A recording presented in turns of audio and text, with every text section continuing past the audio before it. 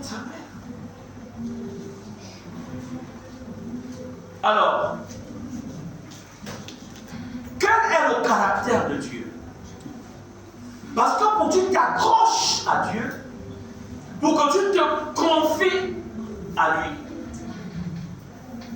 quelles que soient les situations, il faut que tu saches qui il est. Parce qu'au-delà de l'adoration ici, quand nous venons ici, c'est un culte que nous rendons à Dieu.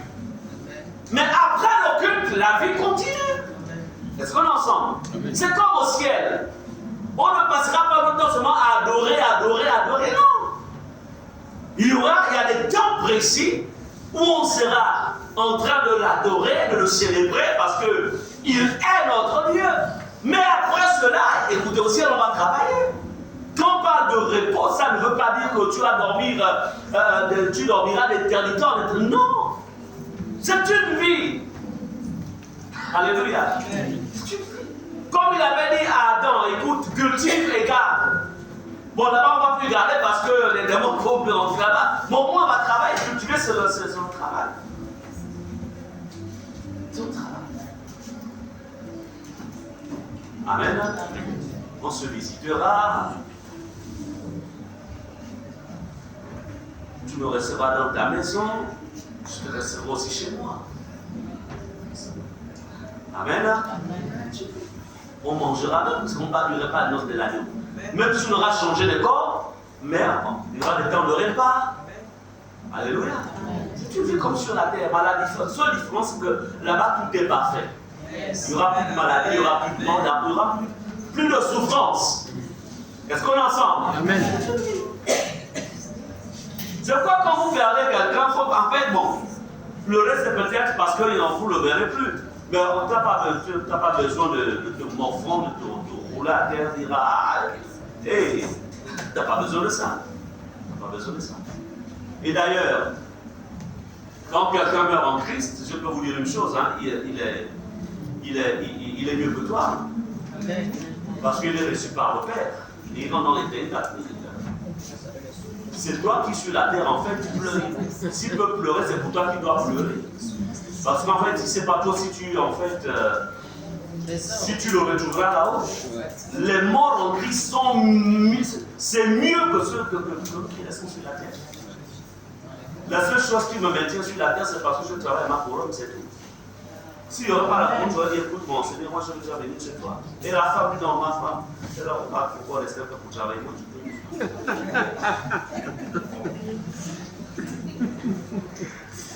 Amen.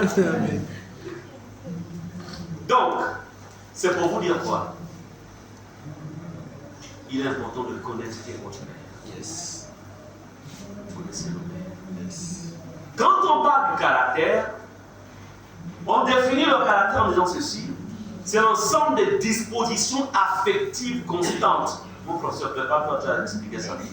Ensemble des dispositions affectives constantes selon lesquelles un sujet réagit à son milieu et qui compose sa personnalité. Professeur.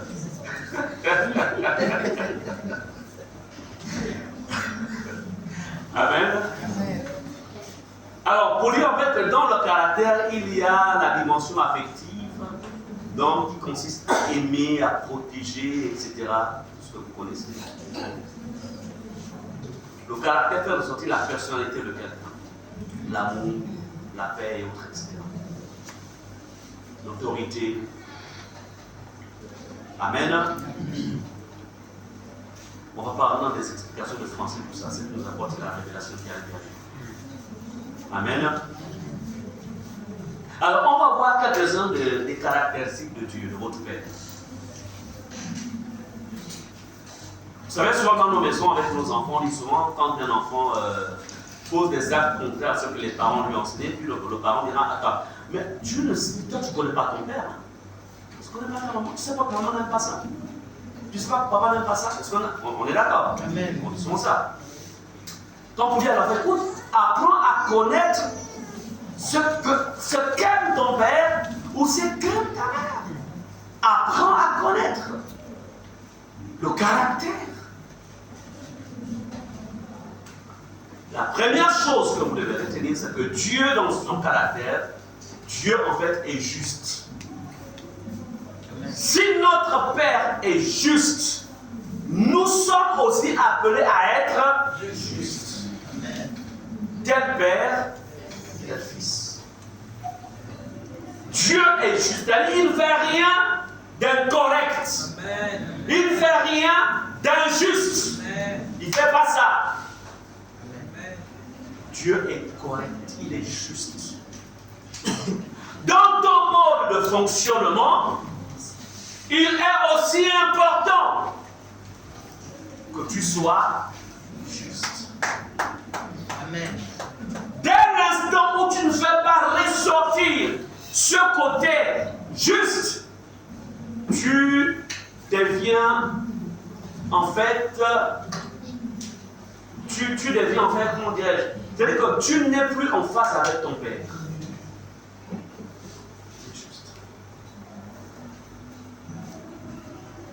C'est pourquoi on va lire dans Actes 17, 31 rapidement. Actes chapitre 17, verset 31. Alors, nous lisons ce qui suit. Parce qu'il a fixé un jour où il jugera le monde selon la justice par l'homme qu'il a désigné. Selon il a donné à tous une preuve certaine en le ressuscitant des morts. Je retiens ceci, parce qu'il a fixé un jour où il jugera le monde selon la justice. Pourquoi jugera-t-il le monde selon la justice? Parce qu'en fait, il est juste. Il veut voir, est-ce que mes enfants ont marché selon la justice? Lui-même, il est juste. Acte 17, 31.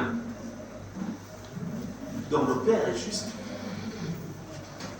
Lorsque vous subissez des injustices, ça ne vient pas du Père.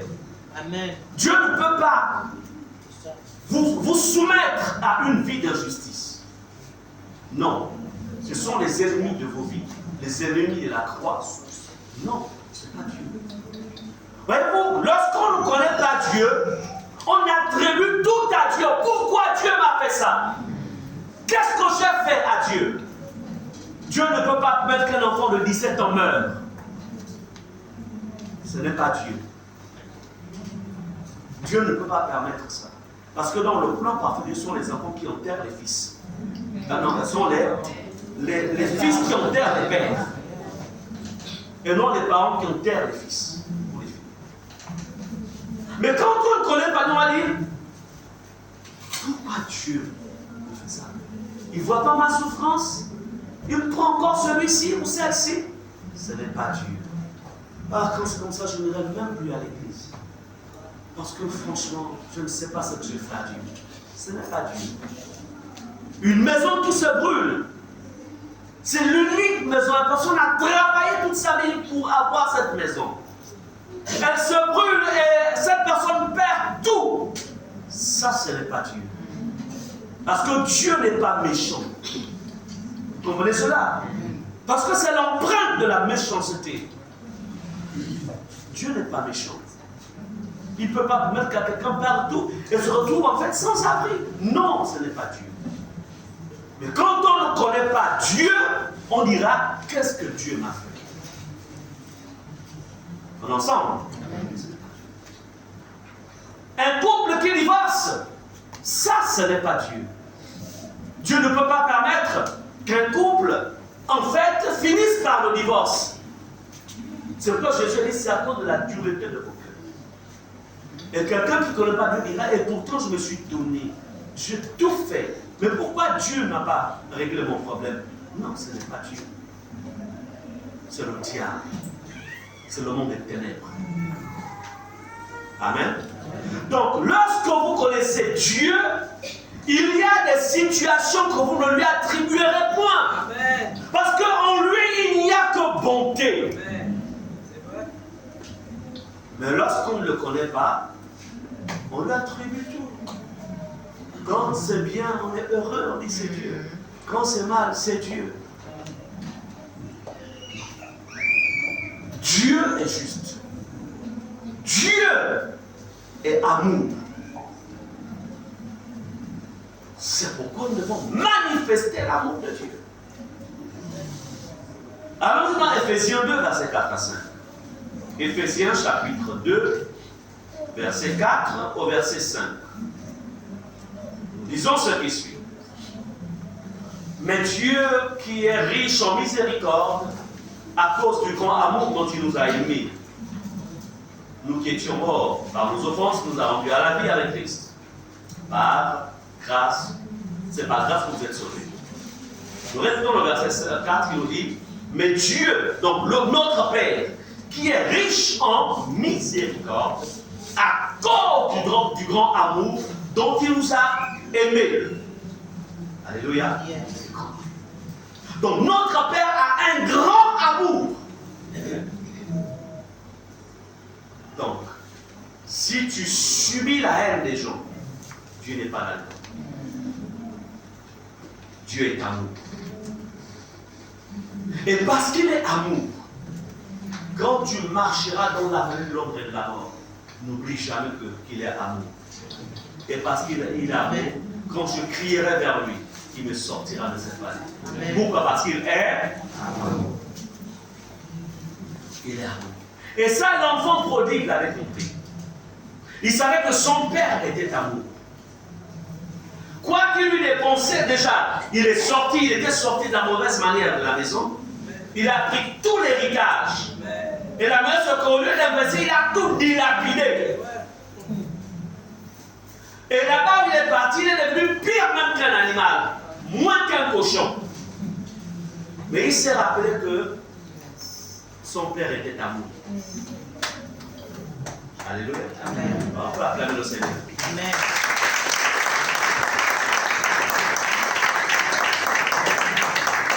Dieu n'est pas comme un homme. Parce que si c'était un homme, quand il serait revenu, on dit, tu viens faire quoi? Toi qui m'as fait honte, tu m'as humilié, retourne. Je ne te connais pas, je t'ai banni. Mais le Père, Dieu n'est pas comme ça. Parce qu'en lui, il n'y a point de mal. Donc quand l'enfant revient, c'est l'amour. Alléluia. Vous connaissez la suite de l'histoire. Pour ceux qui lisent la Bible, ils lisent beaucoup la Bible. Quand l'enfant revient, le père l'attendait. Quand l'enfant est parti, il avait brisé l'alliance filiale entre un père et son fils. C'est pourquoi quand l'enfant revient, la première chose qu'il fait, il lui remet l'anneau. Reconnexion de l'alliance, réactivation de l'alliance filiale. Quand il est parti, il est allé se souiller avec le péché et le mal tout. Il lui a donc enlevé, le vêtement d'impureté et lui a remis un vêtement de justice. Pour lui, tu es digne de te tenir dans ma présence. Amen. Yes. Ça, c'est notre Père. Yes.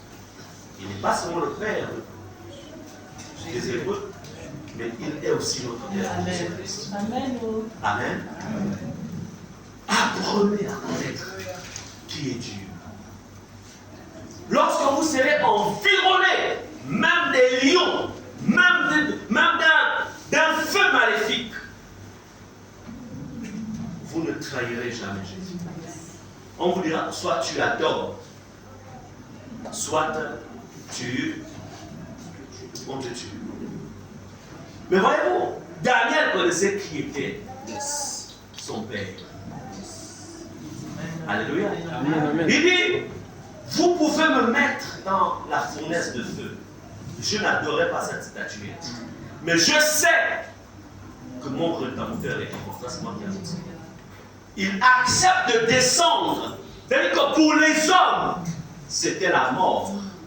Mais pour Daniel, c'était la preuve qui lui était donnée pour démontrer à tous les Babyloniens qu'il appartient à un Père qui est différent de tout autre Père. Amen, amen, amen, amen, amen, amen.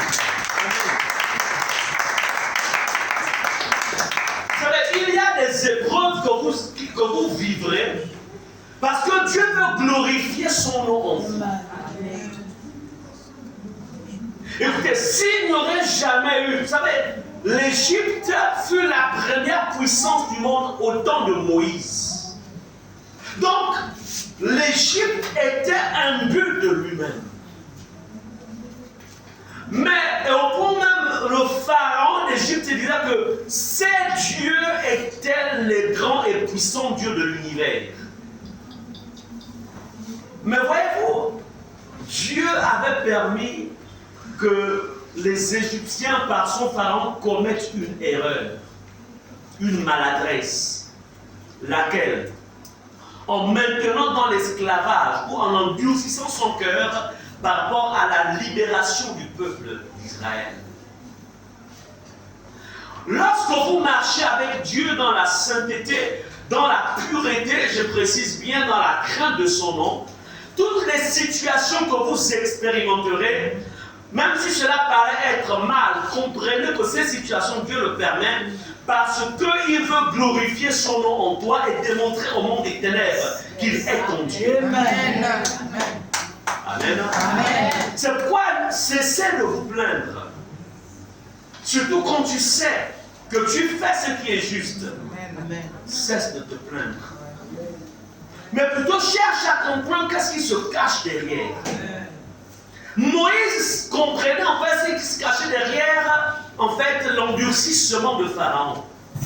Parce que Moïse savait que Dieu en fait démontrera sa puissance aux dieux égyptiens, parce que ce qui se passait en Égypte était un combat en fait, un combat des dieux.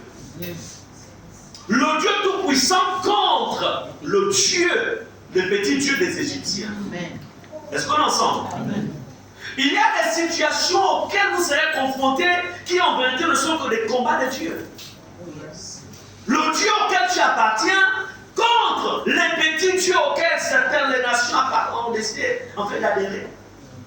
Maintenant, si toi tu faiblis, en fait, ce n'est pas Dieu qui faiblit, mais tu vas en fait empêcher l'action de Dieu qui devait se faire au travers de toi de s'accomplir. Amen. Est-ce qu'on est ensemble? Amen. Et parce que Moïse avait compris le jeu, il va jouer le jeu avec Dieu. Et vous connaissez la suite. Pharaon sera le grand perdant. Il sera le grand perdant. Dieu est amour. Et parce qu'il est amour, nous devons aussi manifester cet amour. Vous savez, je voudrais encore une fois redéfinir, j'appelle ça le phénomène de la nouvelle création.